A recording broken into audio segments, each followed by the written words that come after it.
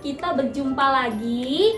Kali ini kita akan mempelajari proses mendengarkan bunyi. Jadi persiapkan catatanmu, catat informasi penting selama kamu menonton video pembelajaran ini. Ibu berharap setelah kamu menonton video pembelajaran ini, kamu dapat menentukan urutan proses mendengarkan bunyi.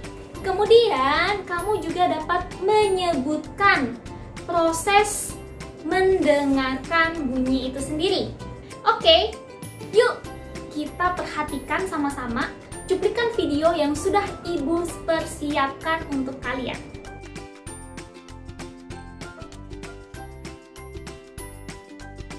Wah, latihan yang sangat menyenangkan ya.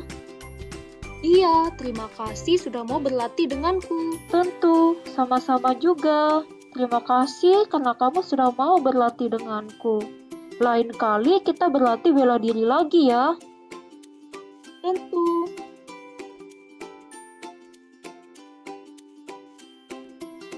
Bagaimana mereka bisa mendengarkan dan membalas perkataan satu dengan yang lain?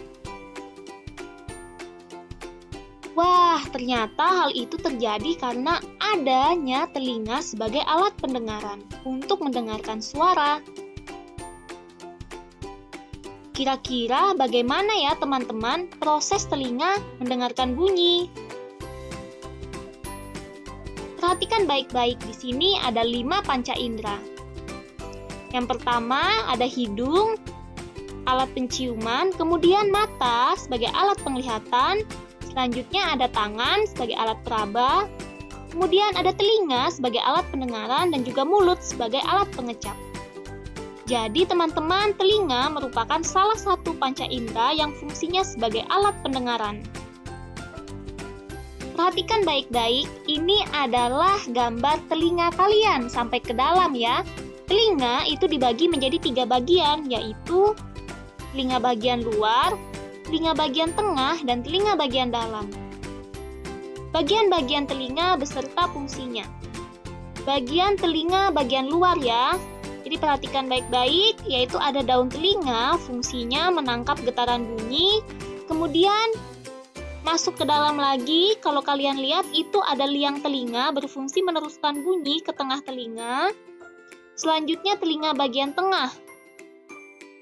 Ada gendang telinga berfungsi menerima getaran bunyi dari daun telinga dan meneruskan ke tulang-tulang pendengaran. Selanjutnya masih di bagian tengah, yaitu tulang-tulang pendengaran tadi berfungsi meneruskan getaran bunyi ke konklea atau rumah sifut.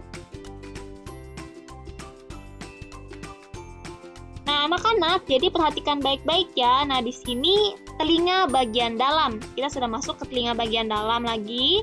Nah, kemudian ada yang namanya konklea tadi. Kalau kalian lihat sama ya seperti rumah sifut di sini, itu disebut dengan konklea. Berfungsi menerima dan meneruskan getaran bunyi ke saraf pendengaran.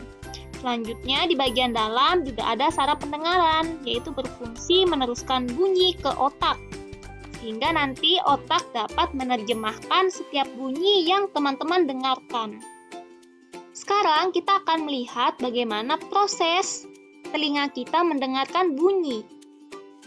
Kita dapat lihat getaran dari sumber bunyi itu merambat.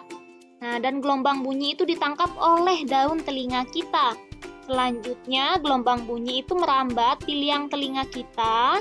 Dan bunyi itu menggetarkan gendang telinga kita ya teman-teman. Selanjutnya, tidak hanya menggetarkan gendang telinga, tetapi juga menggetarkan tulang-tulang pendengaran kita.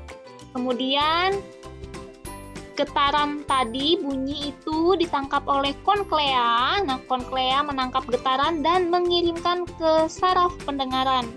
Setelah itu, dari saraf pendengaran, bunyi itu akan dikirimkan ke otak, sehingga nanti otak akan menerjemahkan bunyi itu.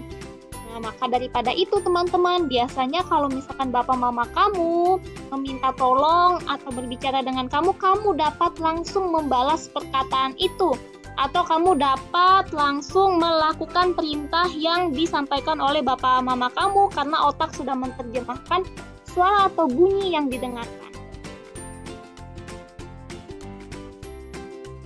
Teman-teman, telinga manusia itu dapat mendengarkan bunyi dengan frekuensi 20 sampai 20.000 Hz.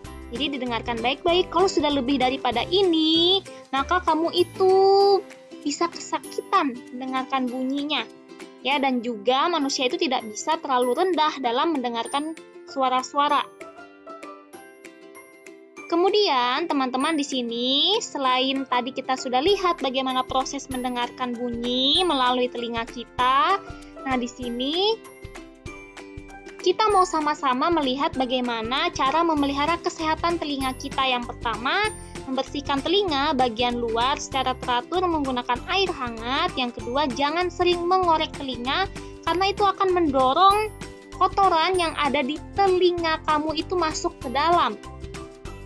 Yang ketiga, tutup kedua lubang telingamu saat mendengarkan suara yang terlalu keras. Jadi mendengarkan musik, suara yang terlalu keras itu tidak bagus ya teman-teman. Kenapa? Karena itu dapat merusak gendang telinga kamu. Nah, anak-anak, bagaimana? Sudah tahu ya alat indera apa yang biasanya kalau kita mendengarkan bunyi itu pakai apa ya? Pakai telinga, yaitu alat pendengaran, indera pendengaran ya. Dan kamu sampai sini sudah tahu. Jadi kamu bisa mendengarkan bunyi itu prosesnya seperti apa saja, bisa sampai ke telinga kamu dan bisa diterjemahkan oleh otak kamu. Oke anak-anak, terima kasih telah mendengarkan, telah menonton video ini. Jadi jangan lupa ya, kalau kamu mau tahu lebih jauh lagi tentang sumber bunyi, ikuti terus setiap video pembelajaran yang diberikan oleh gurumu. Terima kasih, sampai bertemu di pembelajaran berikutnya.